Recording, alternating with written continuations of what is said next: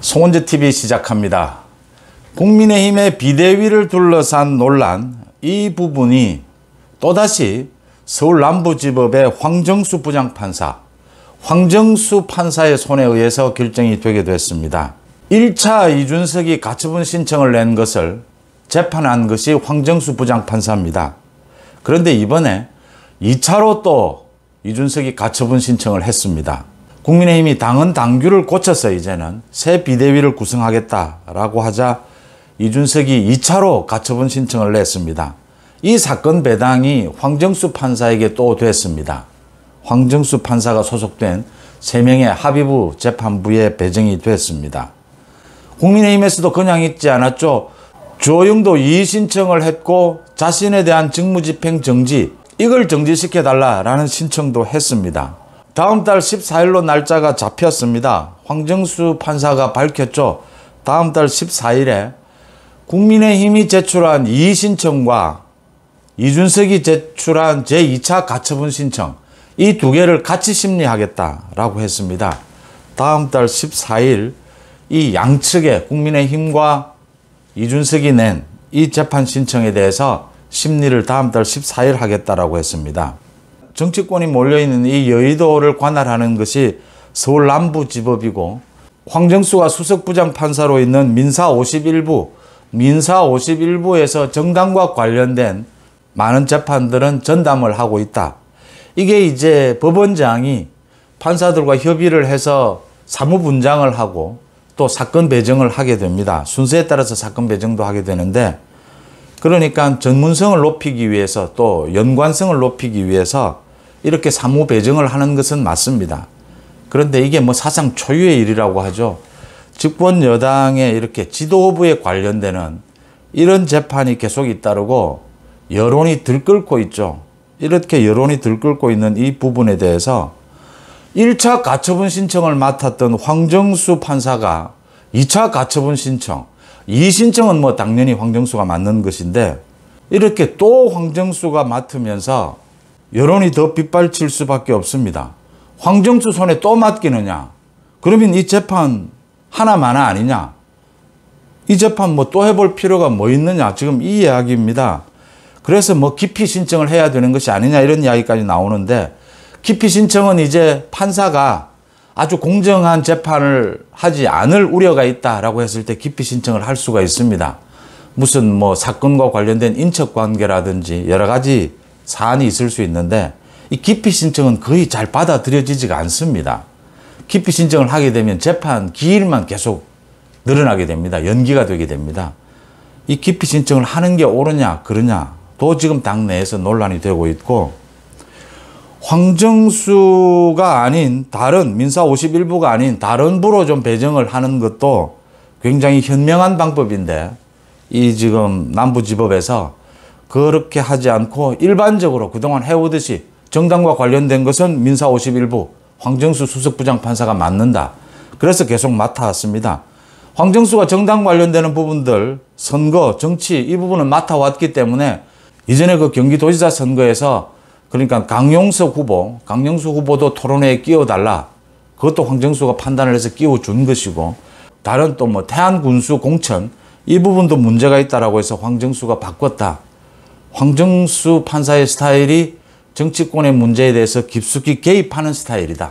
그동안의 관례는 재판부는 정치권의 자율적인 영역을 보장해주는 이런 태도를 취해왔는데, 황정수는 반대로 정치권에 굉장히 개입을 하고 있다. 이 황정수로 다시 배정이 됐다.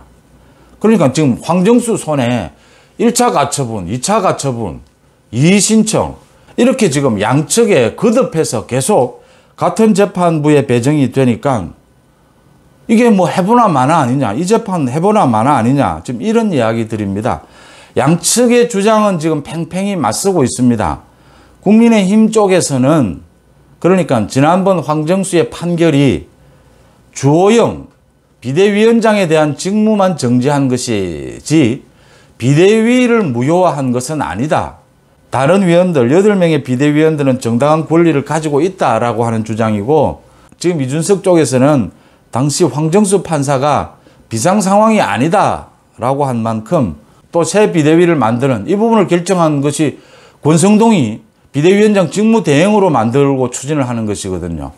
권성동이 비대위원장 직무대행을 하는 것, 그 다음 8명의 비대위원들에 대한 직무집행을 정지해달라라고 하는 신청을 한 것입니다. 이렇게 지금 양측이 맞서고 있습니다.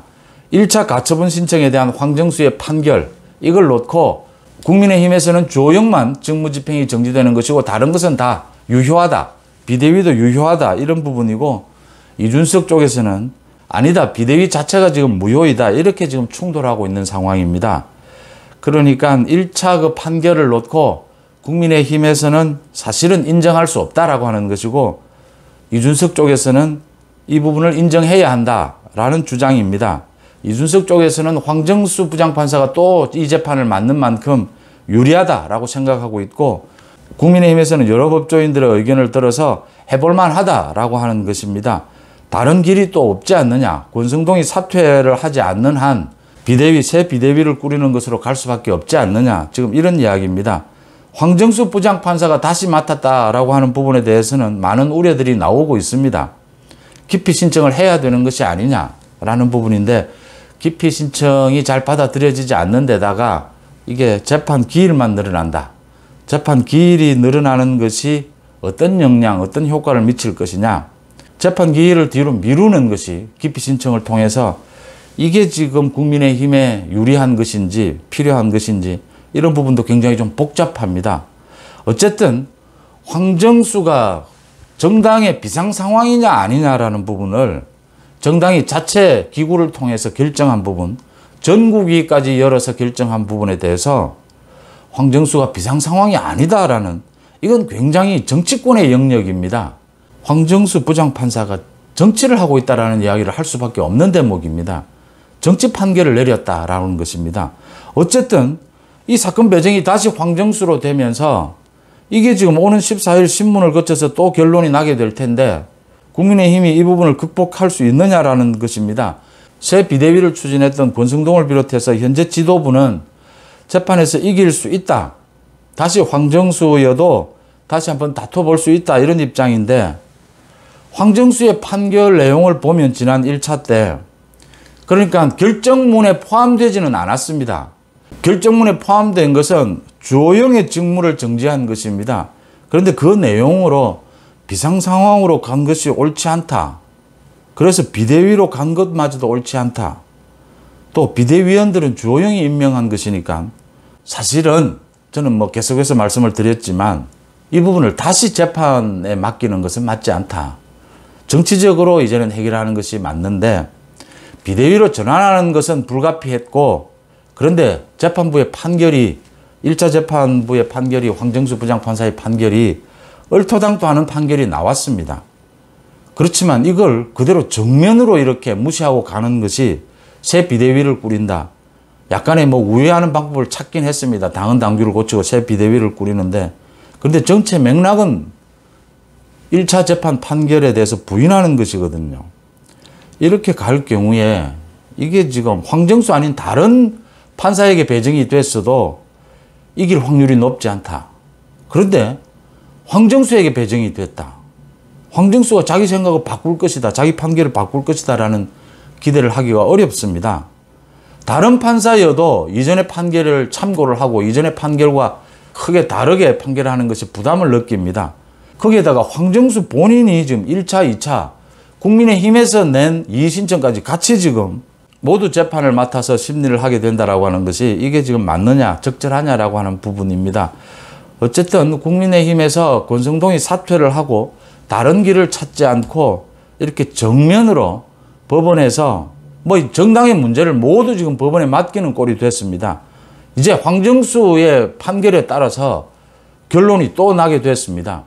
새 비대위를 구성을 해도 추석 전에 황정수가 또 1차처럼 이 새 비대위에 대해서 직무집행 정지 결정을 내리게 되면 새 비대위는 또 활동을 할 수가 없게 됩니다. 이제 더 큰 혼란에 빠질 수밖에 없는 상황입니다. 참 이런 상황, 황정수가 또 배당을 받았다 이 재판에 라는 것이고 국민의힘이 이렇게 밀고 나갔을 경우에 승산이 얼마만큼 있느냐라는 게 좀 복잡한 부분입니다. 이런 이야기가 나오고 있는 와중에 정미경 전 최고위원이었죠. 뭐 이준석과 친하다라고 해서 준석맘이라고도 불리는데, 정미경이 한 방송에 나와서 이준석이 자신과 만나서 제주도에서 그때 자신이 가처분 신청을 하지 마라 라고 설득을 했는데, 그 당시에 이준석이 가처분 신청이 인용이 되면은 대표직을 사퇴하겠다라고 말을 했다. 정미경이 지금 방송에 나와서 한 이야기입니다. 이 이야기를 정미경이 하면서 가처분 신청이 지금 인용이 됐지 않습니까? 그래서 새 비대위를 꾸리지 않는다면 이준석이 사퇴할 가능성이 있다. 그래서 새 비대위로 가지 않는 것이 좋다. 또 이런 이야기를 했는데, 정미경이 판단 착오를 하고 있는 겁니다. 이준석이 가처분 신청을 한 것부터가 당에 해를 끼치는 해당 행위입니다. 그 다음 가처분 신청이 인용되면 대표직을 사퇴하겠다라고 하면 그냥 사퇴하면 되는 일이지, 대표직에서 지금 가처분 신청이 인용됐지만 새 비대위를 꾸리면 사퇴를 못하는 것 아니냐, 지금 이런 뜻으로 정미경이 이야기한 것인데, 새 비대위를 꾸리나 꾸리지 않느냐 그 문제와 관계가 없는 것이죠. 이준석이 인용이 되면 대표직을 사퇴할 뜻이 있었다면 이미 사퇴를 하는 것이 맞고, 가처분 신청을 낸 것부터가 이준석이 해당 행위를 하는 것이죠. 이건 정미경의 판단이 부적절하다 이렇게 보입니다. 어쨌든 지금 1차 가처분 신청에 이어서 2차 가처분 이의신청까지 양쪽이 낸 것, 이 모두를 지금 황정수 부장판사가 맡게 된다. 황정수 부장판사가 수석부장판사로 있는 민사 51부에서 맡게 된다. 이걸 어떻게 대처해야 하느냐. 당장 법적으로 할 수 있는 것은 기피 신청인데 그것도 그렇게 용이하지 않다라는 점이 지금 국민의힘의 고민입니다. 송은재TV 마칩니다. 고맙습니다.